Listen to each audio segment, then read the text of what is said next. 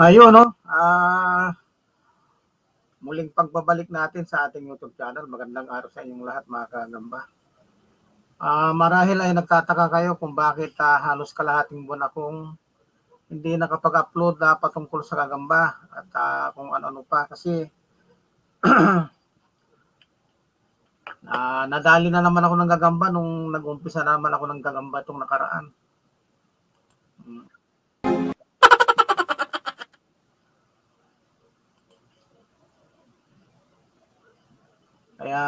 Kaya eto, muli tayo nagbabalik.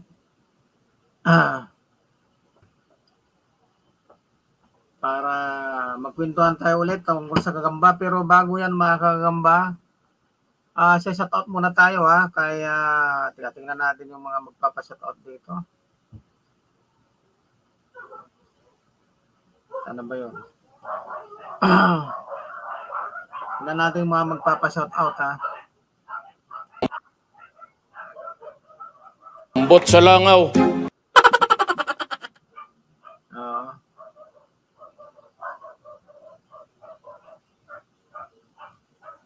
Ito na. Shoutout muna natin yung mga walang sawang taga-subaybay natin. Si Kabuk, yan si Kabuk yan, gagamba rin ng ang content niyan. Shoutout sa iyo, Kabuk. Ganon din kay si Gagambal TV. Yan, shoutout sa iyo, Gagambal TV. Ganon din kay Dick Biscara. Shoutout sa iyo, Dick Biscara. Shoutout din kay Steven Cosmics. Yan, shoutout sa iyo, Steven Cosmics. Salamat sa mga walang sawang pagsuporta sa akin. Shoutout din kay Jers Waray Vlog. Yan, subaybayan nyo rin yan. Gagamba rin yung mga content yan. Saka mayroon din iba. Sino pa ba yung mga nagpapa-shoutout dito?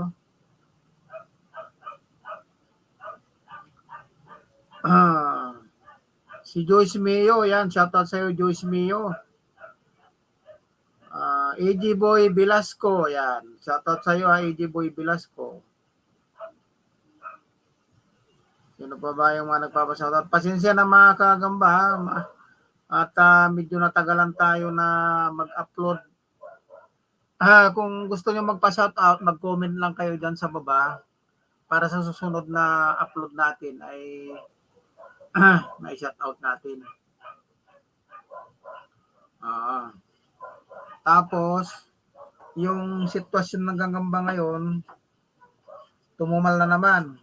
Ayan, problema na naman nung ibang nung ibang sealer kasi tumumal na naman. May nag-aalok sa akin mababa. Napakababa talaga. Hindi mo na kailangan magpailaw. Papansin nyo yung boses ko, ganargar pa. Kasi nga, nung nagagamba ako, tinamaan ako ulit ng ubo, sipon, pangangati ng mata. Ayun na. Nawala na yung boses ko. Bali, halos kalahating buwan din na hindi ako nakapag-upload dahil nawalan tayo ng boses. Yun ang epekto. Ambot sa langaw. Yung epekto ng gagamba, mga kagamba. Yan ang epekto niyan.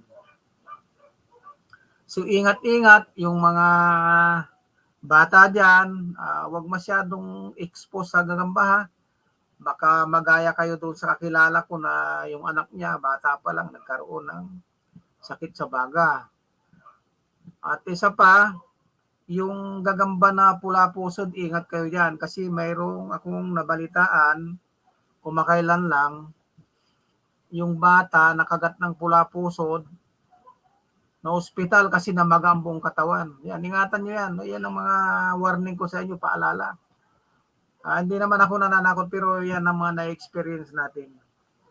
Ingat doon sa pula pusod, kung pwede, wag na lang yung pula pusod kasi masakit mga agat yun, mataas ang binom nun. Yung lalo na yung puting-puti ang likod, kung tawagin sa amin yung lason na yun . So, ingat.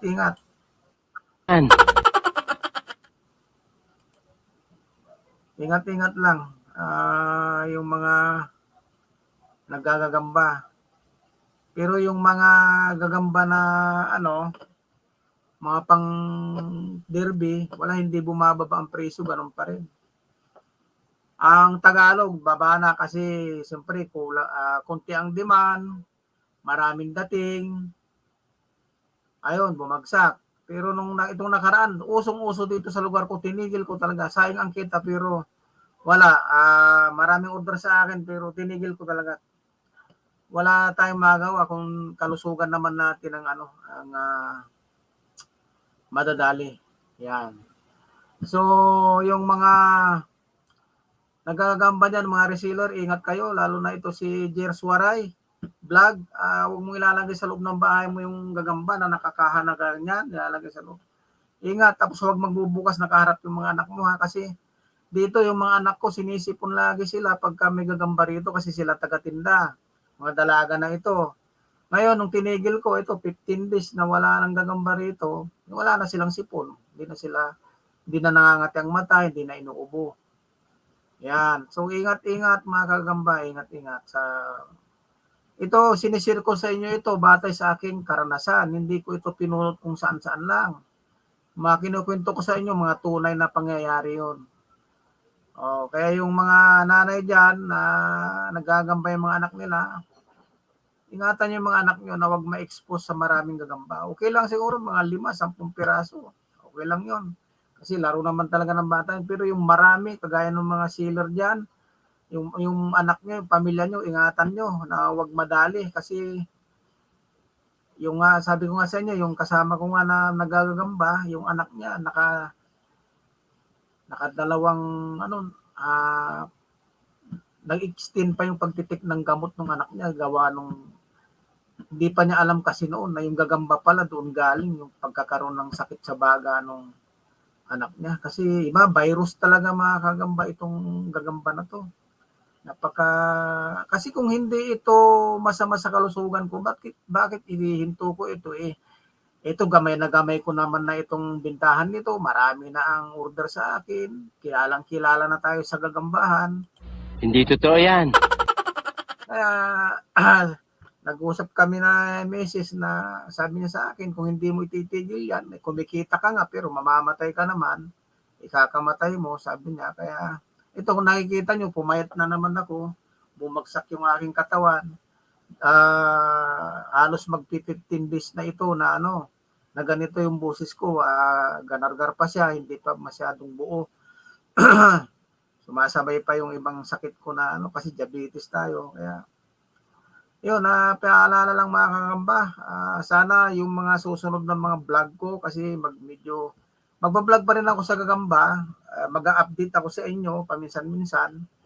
Pero siguro mapupunta muna tayo sa ibang vlog na mga content kasi nga para kumita naman tong ating YouTube channel at ilang taon na tong hindi kumikita. Sayang lang din naman kasi na siya, monetize na siya tapos hindi kumikita.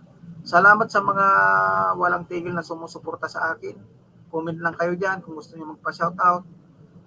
Sana suportahan nyo rin yung mga susunod na mga vlog ko, yung mga political vlog, yung mga news vlog, yung pag-support ko kay DJ Bantag, yan. Tuloy-tuloy ang pag-support natin doon mga kagamba. Kung baka sakaling sa pagpangungulit natin sa kanya ay maobliga siya na lumaban ng senador sa 2025. Asahan nyo na yan na pagkatapos nitong taon na ito, siguradong mainit na yan usapin patungkol sa politika yan, sa eleksyon. Yan, pasensya na yung mga bata dyan na hindi ko na nabibigyan ng gagamba, yung mga nangihingi. Wala na akong pamigay ng gagamba ngayon dahil iwas muna talaga ako sa gagamba gawa ng iniingatan natin ating kalusugan mga kagamba. Ingat-ingat tayo mga kagamba. Kung po pwede, ibahin nyo na lang yung laro nyo mga bata. Kasi mahirap na. Kung madali pa ka, lalo kung mahina ang resistensya mo, hikain ka, yun, madadali baga mo dyan sa gagamba na yan. Kaya ingat, lagi kong sinasabi, ingat. Mag-a-update tayo. Yung presyo ng Masbate, ganun pa rin. Presyo ng Cebu, ganun pa rin. Pero yung pula puso, ingatan nyo, huwag na kayong hawak nun at may nakagat tapos na ospital, na magambong katawan. Dahil yung binom tumagos yata dun sa ugat ng bata, yun. natakbo sa hospital. Hindi naman namatay, na-indical lang yata anti-venom yun. Yun, o anti-allergy. Ganun lang mga gamba, hanggang sa muli ha. Maraming salamat sa walang sawang pagsuporta. Yun, maraming salamat.